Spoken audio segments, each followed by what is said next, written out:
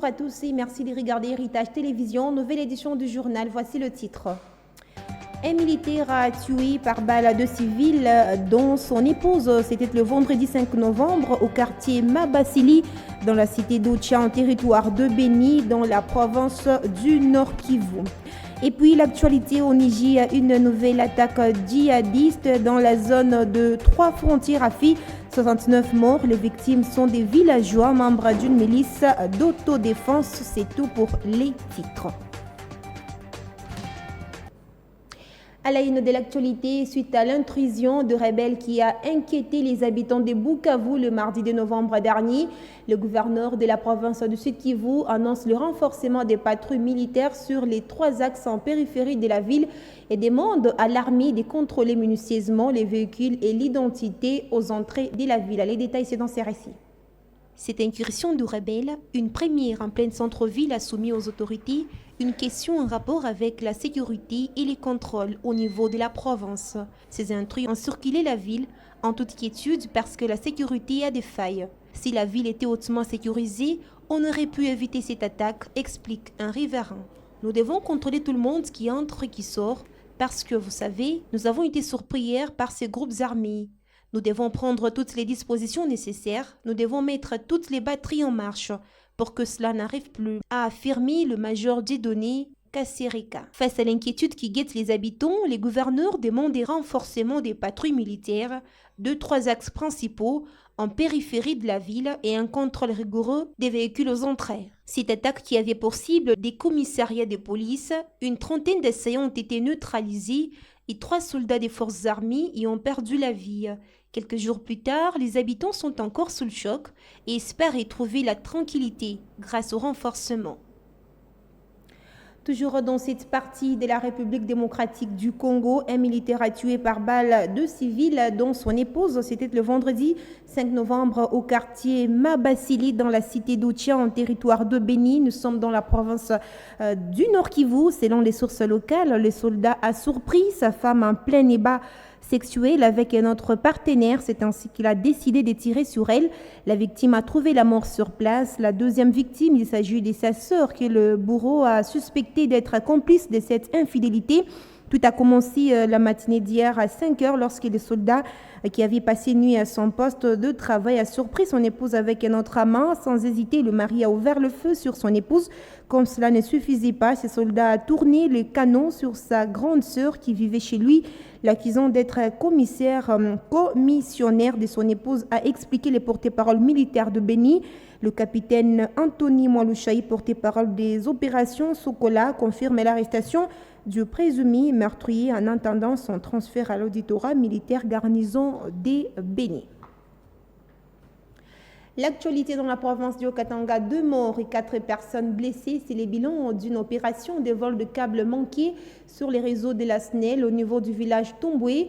Le courant haute tension a électrocuté ceux qui tentaient de le soustraire en sectionnant justement les câbles malgré la sensibilisation de l'autorité provinciale. Reportage. C'est un vol de câbles qui vire au drame pour ses auteurs.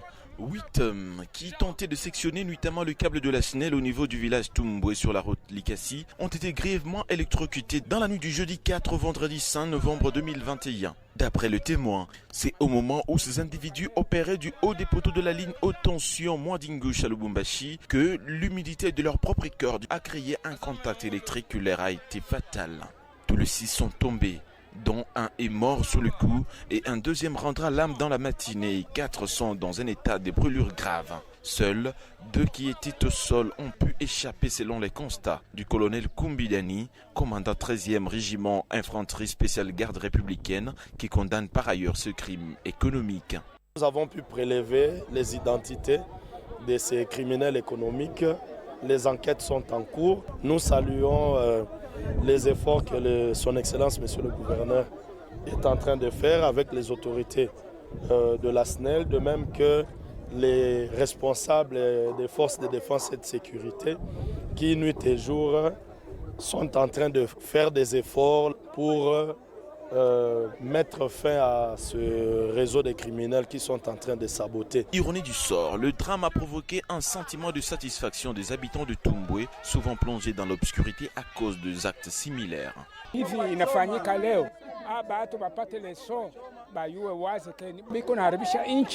Les 4 malfaiteurs blessés et les 2 corps sans vie de leurs collègues ont été acheminés aux instances judiciaires du territoire de Kipushi. Cet acte intervient après d'incessants appels du gouverneur Jacques Aboula Katoué contre le vol répété de câbles de la SNEL.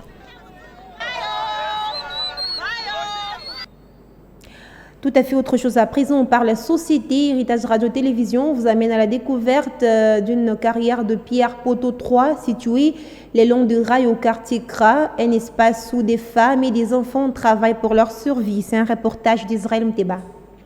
Au-delà de ces pierres et sables visibles, c'est toute une vie que présente cette carrière le long du rail située sur le 3e poteau du quartier Kra de Lubumbashi. Dans cet espace, tous les âges confondus sont à la recherche du pain quotidien, malgré les dangers qui s'y présentent. Pour cette population principalement composée de veuves et divorcés, le concassage et l'extraction des sables est un gagne-pain nécessaire aussi bien pour la survie que pour la scolarisation de leurs enfants. Cependant, exposées aux menaces d'être déguerpies par des individus à qui l'espace serait déjà vendu, ces femmes réclament de nouvelles occupations à défaut d'un nouveau terrain. Ici, il n'y a que de veuves avec beaucoup d'enfants. Où irons-nous? Voilà pourquoi on s'y bat ici pour notre survie et la scolarité de nos enfants.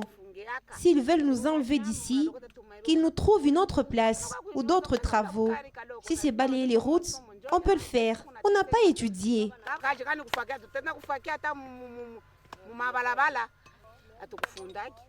À seulement 22 ans d'âge, Béa est mère des 2 enfants. Son mari absent, elle gère à la fois son travail et ses enfants qu'elle nourrit moyennant 1000 à 2000 francs congolais qu'elle trouve seulement quand elle a des acheteurs. On travaille seulement pour 2000 francs la journée. Parfois, on obtient 1500 francs congolais pour 9 seaux de pierre et ça nous suffit pour manger et dormir. On souffre, qu'on pense aussi à nous.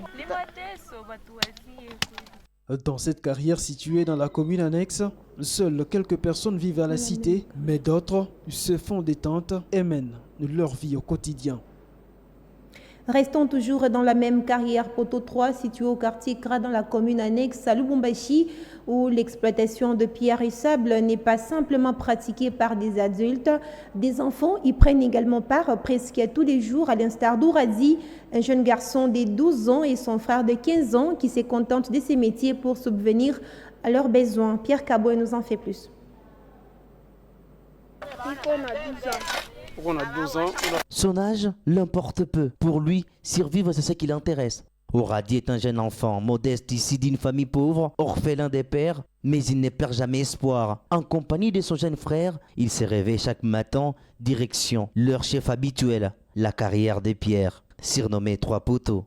Situé au quartier Kra dans la commune annexe à Lubumbashi, ici, presque une dizaine d'enfants de son âge fréquentent cet endroit afin d'aider leurs parents. Contrairement aux autres, le jeune Ouradi et son frère remplissent des tâches assez difficiles pour se nourrir. Je remplis le sac du sable et de pierre.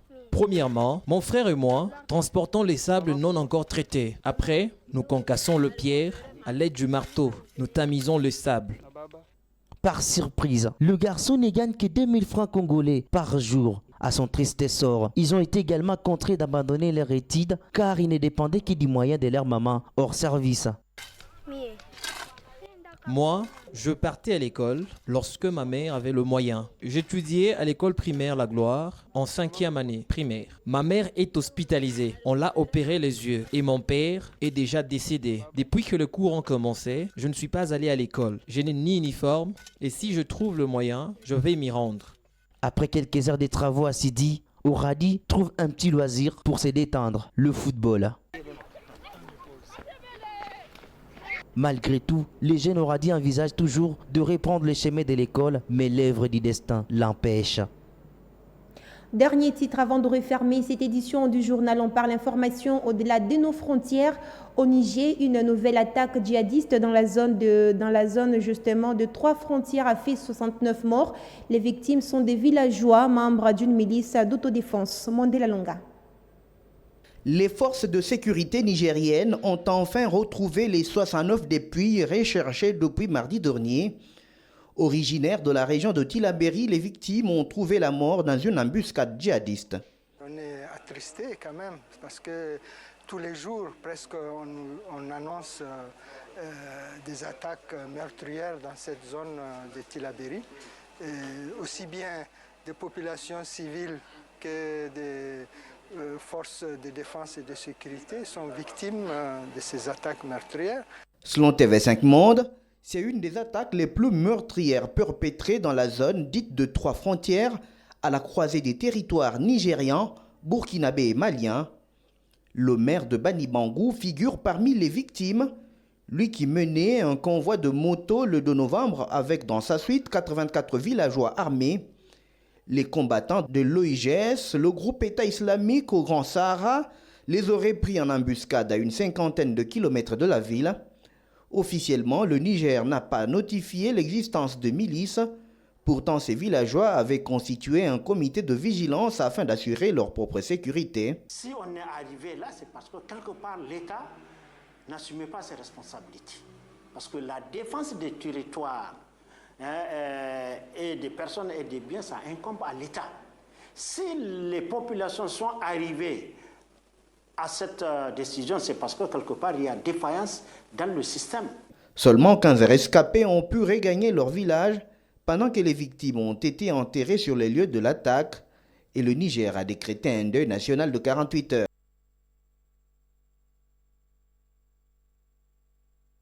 On rappelle le titre.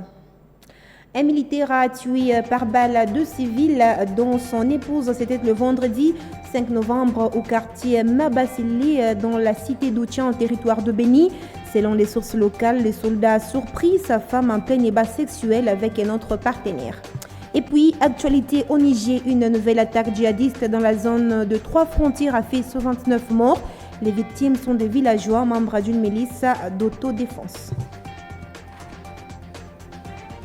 C'était le journal de la rédaction. Merci à tous de l'avoir suivi partout à travers le monde.